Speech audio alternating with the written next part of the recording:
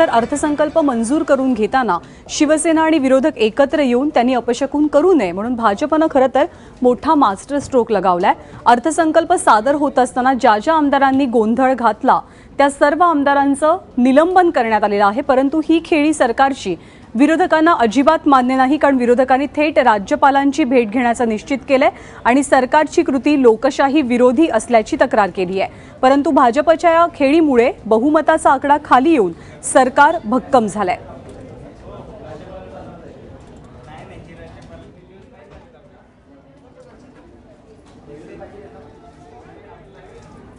आपल्या प्रतिनिधी रश्मी पुराणिक सध्या आपल्यासोबत आहेत। रश्मी, या सगळ्या मागचं राजकारण नेमकं काय आहे?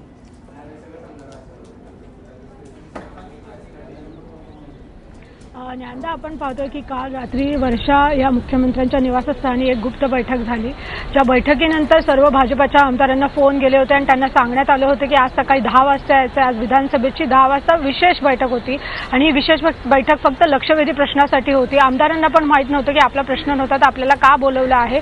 शिवसेनेच्या अगदी मंत्र्यांना देखील ह्या गोष्टीची कल्पना देखील नव्हती की असा कोणता प्रस्ताव येणार आहे। जेव्हा संसदीय कामकाज मंत्र्यांनी हा प्रस्ताव दिला आणि बहुमताने तो मंजूर झाला, त्यानंतर हे चित्र अखेर स्पष्ट झालं। जर अर्थसंकल्पाच्या वेळी विरोधी पक्षांनी मतदान मागितलं आणि आपल्याला आठवत असेल की मुख्यमंत्र्यांनी हे स्पष्ट केलं होतं की शिवसेनेच्या खांद्यावर बंदूक ठेवून कुठेतरी विरोधी पक्ष सरकारची कोंडी करण्याचा प्रयत्न करतोय, तर हेच थांबवण्यासाठी आज अखेरीस शिवसेनेचा जो खांदा आहे तोच कुठेतरी दूर करण्याचा प्रयत्न हा भाजपकडनं करण्यात आलाय। आपण पाहतोय की खरं तर शिवसेना ही विरोधकांबरोबर गेल्यामुळेच गेले 2 आठवडे हे अधिवेशनामध्ये कामकाज देखील झालं नव्हतं, तर त्याचमुळे आपण बघतोय की 19 जे आमदार आहेत विरोधी पक्षांचे त्यांचंच निलंबन झालं। त्यामुळे जो बहुमताचा आकडा आहे तो खाली आला।